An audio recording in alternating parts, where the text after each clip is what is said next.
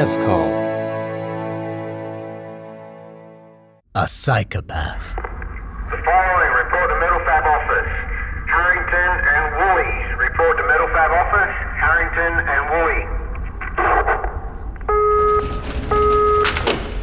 People have called me a hero, a killer, a saint, and a psychopath. They even used to say the first three all in the same sentence. Hero, killer, saint. Now, maybe you're thinking army. Prancing around the desert, saving his country from towel heads. Now, that ain't me. I don't give three tosses about my country, and I sure as hell don't want to die for it. I'm not a cop, or a bodyguard, or anyone else where you'd expect killer and hero to go together. My name is Mark Theo Carter, and until recently I lived a completely unremarkable life. Last 5 years I hardly worked a day, and more or less lived off welfare. I'm not a stupid person, but I'll be the first to admit I'm inherently lazy. If someone else wants to do something for me, I'm not going to get in their way. The only thing most of you would find interesting about my last 5 years is that I killed 16 people. I only got charged for 4 of them, but that was more than enough for the life sentence. I did the first one not too long after I quit my job. My latest de facto relationship had just broken down, and I was going through some shit. Killing someone wasn't exactly on my things-to-do list, but, the right situation crops up and you never know what might happen. It was late at night on a Wednesday.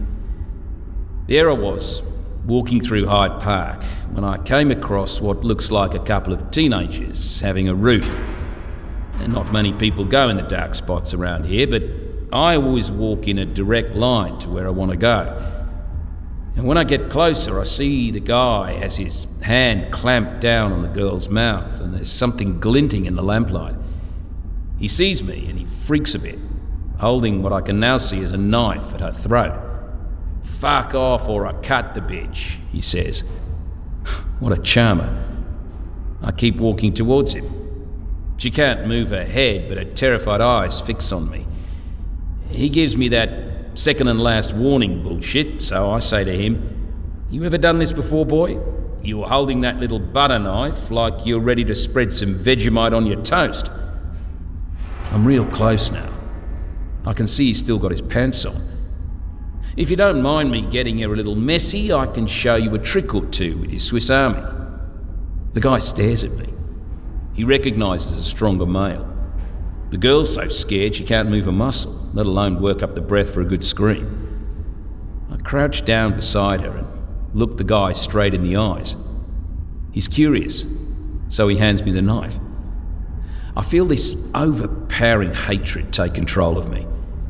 This sensation is way too strong for me to deal with, and I need to get rid of it, fast. I grab the knife and it's over in a second. His throat is gashed open and he collapses in a heap of bleeding dead shit. I pull his body away from the girl and offer her my hand. She lies there whimpering for almost a minute before I pull her to her feet and send her on her merry way. Got off without so much as a wrist slap for this one. Girl told the court he attacked me and I somehow managed to take his weapon and defend myself.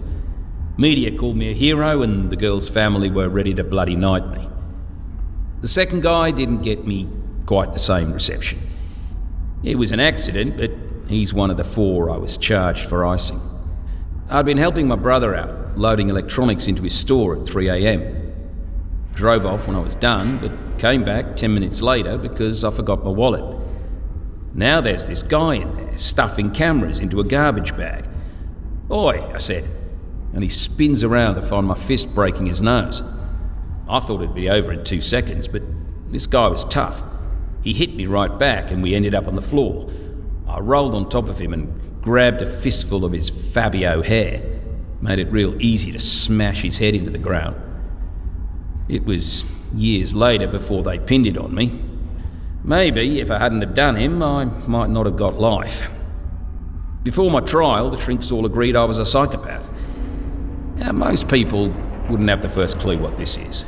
You see movies with complete crazies killing people at random or making skin suits or whatever, but that's not what a psycho is. Quite simply, we're people who don't feel guilt, remorse, or empathy.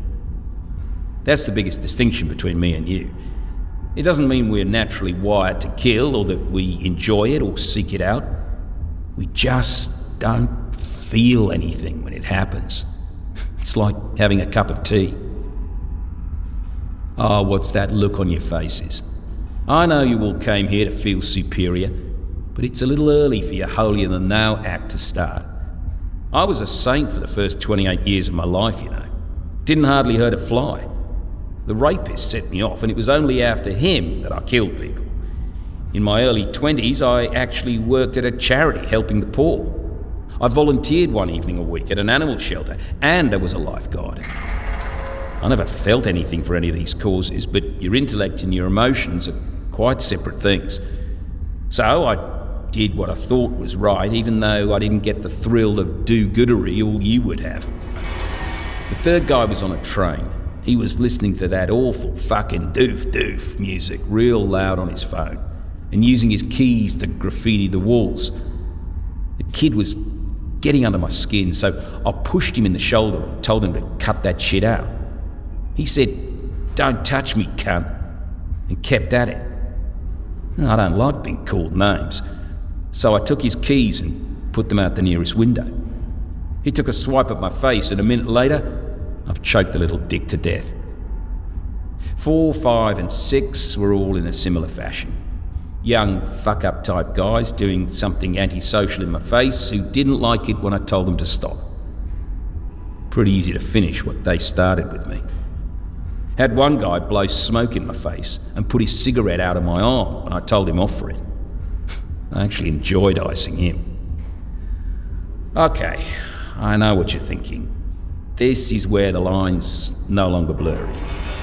Theo's crossed all the way through the grey and he's nothing but pure psycho now. Starting fights and icing losers is pretty uncool, yeah? Well, you know what? I don't think you're all that great yourselves. Go on. Who of you have ever helped the homeless? Like really helped one? Given them a grand or two or a place to stay? You're all middle class. You could do it if you wanted to. How many of you eat meat? You all know what goes on there. Overcrowded cages, diseases, Indonesian fucking abattoirs. A torturous life and a worse death.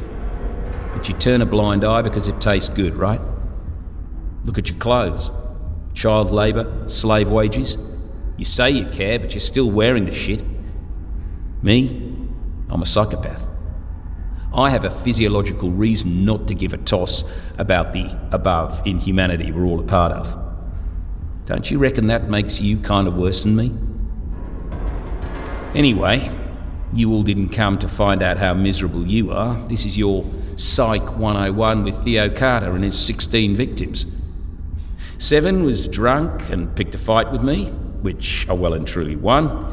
8 and 9 were drug dealers from my old high school peddling shit in my neighbourhood. I told them where to go and one of them pulled a gun, so I shot them both in the laneway near my unit. 10 was... What? Is this boring you? You want me to skip ahead? Fine. So the last guy was known to me. I used to get Christmas cards from him after I saved his life 8 years back. He was down at Bondi and he got his stupid ass caught in a rip. So, being a lifeguard, it was up to me to rescue him. This guy bought me and the others a few drinks to thank me for the extra life. Seemed like a decent fella. A few years later, he bumps into my friend Sam from the surf club, buys her a few drinks, snogs her, ends up taking her home. She gets cold feet as the beers wear off, but he doesn't take no for an answer, so he rapes her a couple of times. She's too chicken to go to the cops, so he gets away with it. I see him, all these years later on Pitt Street. I saved this fucker's life, and he thanks the world by sexually assaulting my friend. So, I ask myself, why help people? If this prick had drowned, he wouldn't have been around to diddle Sam. It made me realise I could do society a much bigger favour by icing people I know are bad than saving ones who may or may not be good. A dead scumbag is a dead scumbag, but a living person could do anything. So I took out the only weapon I had, a pen, and I stabbed this guy in the neck right in the middle of Pitt Street. Everyone started screaming and he fell onto the ground and tried to crawl away, bleeding all over the damn place. I watched him for 3 whole minutes before some cop had his gun in my face. Before you know it, I'm in the slammer with a life sentence. Anyway, that's my story. Make of it what you will and judge me as much as you see fit. God knows I'm judging you hypocritical shitbags. I'm Theo Carter, hero, killer, psychopath.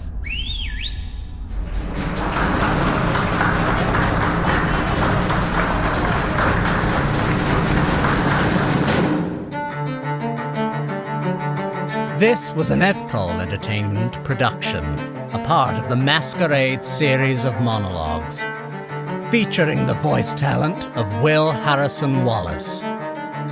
Written by Pete Malicki. Directed and produced by Simon James Collier. Soundscape Design by Archie Lyon-Maris.